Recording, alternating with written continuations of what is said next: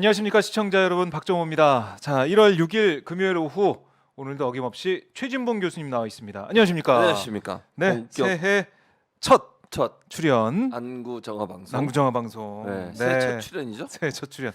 아, 오늘- 그쵸? 아니 지난 이게 여기 오마이 여기 오마이. 그러니까 박정호의 핫스팟의 맞아요. 첫 출연 화요일에는 또 화요일로 오셨었죠. 왔잖아요. 그때 1월 넘어서 아닙니까? 맞아요. 그건 또 서승만 서승만과 박사님. 함께하는 이름을 잘 들어요. 최보 뭐였지? 채보라. 최보라. 아 예, 아주 최진봉의 보이는 역시 라디오. 이거 더 재밌지 않습니까? 채보라 그러니까 물보라보다. 채보라. 아 입에 쫙쫙 네, 달라붙어요. 채보라로 알겠습니다. 기억해 주시면 고맙습니다. 채보라로 화요일 화요일에 12시 네. 다음 주 화요일 12시에 서승만 박사와 함께하도록 하겠습니다. 그렇습니다. 국민대 박사와 미국 박사 두 분의 조화. 아 근데 보니까 예, 예.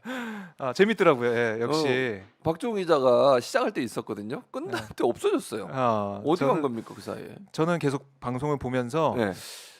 내가 더 재밌게 할 수 있는데 어처구니 그러고 없습니다. 있었습니다. 안구 자, 정화 방송. 반제님이 오셔가지고 지각대장이라고 말씀하셨는데 3시 방송 시작인데 3시에 오셨어요. 3시에 도착했습니다. 제가. 그럴 수가 있나요? 3시 방송인데 3시에 문 열고 들어왔어요. 그러니까요. 정확히 3시에 딱 터치다운. 이게 여기 터치다운 했습니다. 제가 3시에. 네. 그리고 그래서 이제 화장실 갔다가 그 얘기 왜 하는 거야? 화장실 가지. 3시 5분에 시작하게 됐는데 3시에 왔다는 게 중요하죠. 여기 알겠습니다. 터치다운. 네. 그래도 뭐 늘 변함없이 네. 지각봉, 거의 돈진봉 캐릭터를 유지하고 있는 네. 최진봉 교수님 오마이뉴스 반갑습니다. 대들보죠. 네, 올해도 2023년도 네. 오마이뉴스 대들보로서 감사합니다. 많은 활약 부탁드리겠습니다. 모처럼 안진거리가 네, 조회수가 좀 많이 나왔더라고요 이번 주에. 웬일이에요? 안진거리가 그럴 수도 있죠. 안진걸 소장도 인기 많습니다. 인기 많죠. 네, 제가 늘 얘기해. 저는 정말 안진걸 좋아합니다. 그렇죠. 좋아하는 후배. 진가라 사랑해. 자, 훈훈하게 시작을 해 보겠습니다. 예.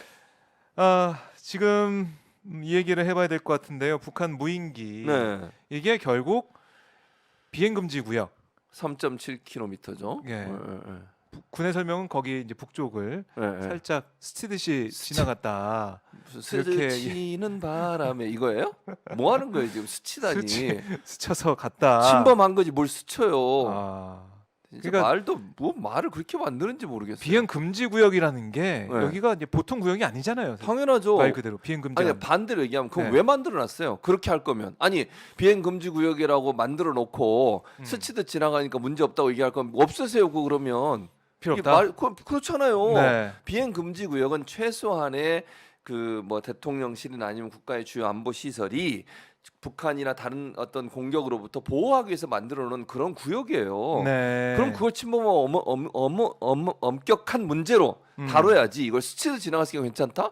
그리고 더 웃긴 게 뭐냐면 그리고 나서 한 말 기억나시죠? 네. 뭐지? 경호 구역은 500m. 500m. 그 500m 앞에까지 가야 됩니까? 이게 말이 되는 소리라고 생각하세요? 근데 이게 3.7km 밖에서 이제 파악이 안 된 거잖아요. 네. 500m까지는 금방 날아가는 거 아닌가요? 그러니까 무인기가? 이게 말이 안 된다는 네. 얘기를 하는 거예요. 제 말. 그러니까 이게 해명을 하고 변명을 하는데 그 변명 자체가 국민들을 더 화나게 하는 거예요. 3.7km는 최소한의 비행이 되면 안 되는 지역으로 안보 차원에서 보안 차원에서 경호 차원에서 만들어 놓은 거예요. 네. 침범 당했으면 사과하고 바로잡겠다고 하고 다음부터는 이런 일 없도록 하겠다고 얘기하는 게 정상이지. 스치듯 지나갔으니까 괜찮다? 이게 말이 되는 건지 잘 모르겠어요. 네. 그러니까 뭐 군에서는 계속 얘기하고 있는 것은 이게 촬영이 어차피 그러니까 유의미한 정보를 못 얻는 그런 상황이었을 거다. 자, 그러니까 그것도 말이 안 되는. 네. 그 군에서는 뭐라고 얘기하는 거냐면 그게 줌도 안 되고 카메라가 네. 그러니까 그냥 가까운 거리 아니면 찍히지 않는다는 걸 잘 생각해보세요. 그런 취지죠. 이번에는 아무것도 안 싣고 와서 문제가 없는 거예요. 만약에 폭탄이나 싣고 오거나 만약에 거기 뭐 이제 무기라도 와서 네네. 뭐가 발사하게 되거나 이런 경우가 생길 수도 있죠. 무인기로 공격 가능하잖아요, 요즘. 뭐 자포 갈 수도 있고. 아, 그럼요. 네. 그렇게 됐으면 어쩔 뻔했어요. 그러면 지금 카메라만 있는 것만 생각하는 거예요? 아하. 아니 이게 얼마나 위험한 일인지에 대해서 생각을 해야 되는 거예요. 네. 뭐 결과론적으로 아무것도 안 지켰을 거라고 얘기하는 것은 대단히 무책임한 행동이에요. 군은 어떤 형태의 도발이나 어떤 형태의 공격에도 대비할 수 있어야 되고요. 네. 최악의 시나리오를 놓고서 음. 공격에 대비하는 것이 군이 해야 될 일이에요. 아까 말씀드린 것처럼 거기에 만약 진짜 뭐 자폭할 수 있는 폭탄을 싣고 오거나 다른 어떤 네. 위협적이고 아니면 살상 무기를 가지고 왔을 경우는 어떻게 할까요? 그러면 이번에 안 갖고 왔으니까 괜찮으니까 뭐 이게 말이 안 된다는 거죠. 그러니까 하하. 비행 구역에 들어올 때까지도 모르고 그거 제대로 격추도 못하고 뭐 네. 떨어뜨리도 못하는 이런 상황이 된다고 하면 앞으로도 그런 일이 또 발생할 수 있는 위험성은 상존에 있는 거잖아요. 그렇죠. 대책을 세워야지. 대책을 세우는 게 아니라 뭐 그 정도는 괜찮, 경호 구역 안은 아니니까 괜찮다 이런 얘기를 해버리면 네. 얼마나 무책임합니까 그게? 그렇죠. 그러니까 이게 원래는 청와대에 있을 때는 8km였잖아요. 그거 반경이. 줄인 거잖아요. 줄여서 그것도. 네. 그래도 뭐 충분하다 대응할 수 있다라는 게 네. 지금 정부의 입장이었는데 네. 지금 보니까 완전히 구멍이 뚫려가지고 당연하죠. 여기에 대해서는 아직 뭐 이제 조사를 하고 실태를 파악하고 있다는 걸로 얘기하는 것 같아요. 그래서 뭐 누가 책임을 지고 뭐 이런 상황도 지금 아닌 것 같고 이러다 그냥 또 지나갈 수도 있을 것 같고. 그러니까 문제라는 거죠. 지금 뭐 나중에 또 얘기하겠지만 이태원 참사, 그 12월 네. 참사 같은 경우도 책임지는 사람 아무도 없잖아요. 특수본 같은 거 보세요. 행안부장, 경찰청장은 아예 수사 대상에서도 없어. 서울시장도 그렇죠. 무혐의 처분해 버리고. 네. 그런 경우라고 하면 그게 무슨 의미가 있냐고요, 대체. 아니 위에 사람은 하나도 책임 안 져. 그래서 사조 섞인 말로 뭐가 나온지 아세요? 가서 뭔가 일을 한 사람은 처벌받고 일 안 하고 가만히 있으면 괜찮은 상황이 돼버렸어. 이게 말이 되냐는 거예요. 그러니까 지금 그렇죠. 이번 사안도 그래요. 군에서 3.7km라고 하는 비행 금지 구역 만들어놨는데 그게 침범을 당했으면 네. 누군가 책임지는 모습을 보여야 국민도 납득을 하고 다음에 이런 일이 발생하지 않을 수 있도록 철저하게 대비할 거 아니겠습니까? 네. 이런 일이 있어도 책임 안 지고 아무도 처벌 안 하고 그냥 넘어가 보세요. 다음번에 하는 사람도 무슨 생각이 들겠어? 뭐 괜찮겠지. 복지부동하지 않겠어요? 네. 뭐를 열심히 하겠어요 그러면? 그러니까 이게 참 충격적인 게 음. 국방부가 맨 처음에 얘기할 때는 이게 이제 무인기 5대 중에 한 대가 서울 이제 북쪽으로 왔다가 갔다라는 네. 거였는데 국회 국방위에서 공개된 항적도를 보니까 이렇게 이제 내려왔다가 올라가는 모습이 맞아요. 있었잖아요. 네, 그랬죠. 그런데 이게 뭐 용산이나 이쪽은 안 왔다는 게 군의 입장이었는데 그랬었죠. 바뀌었어요. 네. 뭐 이 검열해 보니까 네. 찍혀본 게 있었다. 네, 뭐 이런 거 그렇죠. 아니겠습니까? 맞아요. 그럼 거기에 거짓말. 대해서 사과를 하거나 그렇죠. 입장을 내놓고 해야 되는데 그게 원래 뭐 잘 안 보이니까 어쩔 수 없고 나중에 자세히 보니까 보인 거기 때문에 별 문제가 없다는 식으로 하는데 이게 그냥 넘어갈 수 없는 문제잖아요. 당연히 넘어갈 수가 없죠. 두 개 다 문제예요. 만약에 안 왔는데 얘기하면 거짓말한 거고요. 네. 그것도 문제고 만약에 진짜 몰랐다 그럼 무능한 거예요. 그렇잖아요. 아니 북한의 무인기가 넘어와서 우리나라의 그 대통령실의 비행 금지 구역 안에까지 들어왔는데 그걸 네. 파악을 못했다. 음. 이걸 이런 군을 믿을 수 있을까요? 그러면? 아니 이런 군이 우리 국민의 생명과 안전을 지킬 수 있다고 믿을 수 있겠냐고요. 그 대통령실은 더 심각한 문제이긴 하지만 네. 자 그러면 그 전에는 뭐라 그랬습니까?